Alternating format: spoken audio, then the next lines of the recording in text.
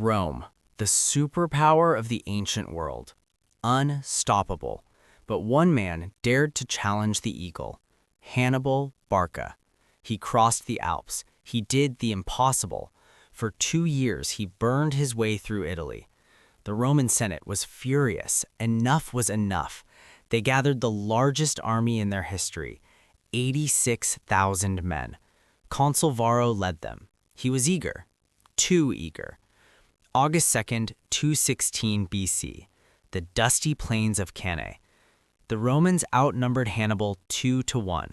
Varro packs his legions tight, a giant battering ram. His plan is simple: smash through the center, brute force. Hannibal sees this, and he sets a deadly trap. He arranges his weak troops in a bulging center. He puts wild Gauls in the front. They are the bait. But on the wings, he hides his elite African infantry. The wind blows dust into the Romans' faces. It begins. The Roman steamroller moves forward. The ground shakes. Crash. The lines meet with the sound of thunder. Hannibal's center buckles. They are pushed back. They retreat slowly, step by step, just as planned. The Romans cheer. They think they are winning. They push deeper into the bulging line, deeper into the sack. They are so crowded they can barely swing their swords. This is the moment Hannibal was waiting for. Snap. The elite African wings swing inward. From behind, the Carthaginian cavalry strikes. The trap is closed. The Romans are surrounded. Panic replaces arrogance. There is nowhere to run. 80,000 men trapped in a box of death. They are pressed so tight, men die without being touched. Some dig holes in the ground just to breathe.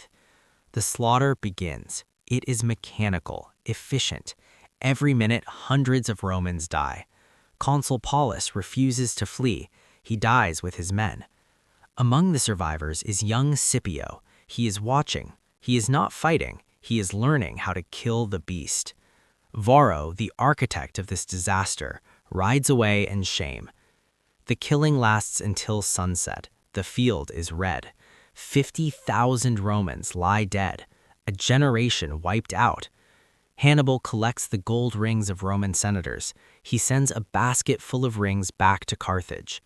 In Rome, there is no screaming, only silence. In desperation, they bury people alive to please the gods. They ban the word peace. They refuse to surrender. You know how to win victory, Hannibal, but not how to use it. The defeat did not end them. It forged a weapon. Cannae didn't break Rome. It made them ruthless. To see how Scipio gets his revenge, subscribe now.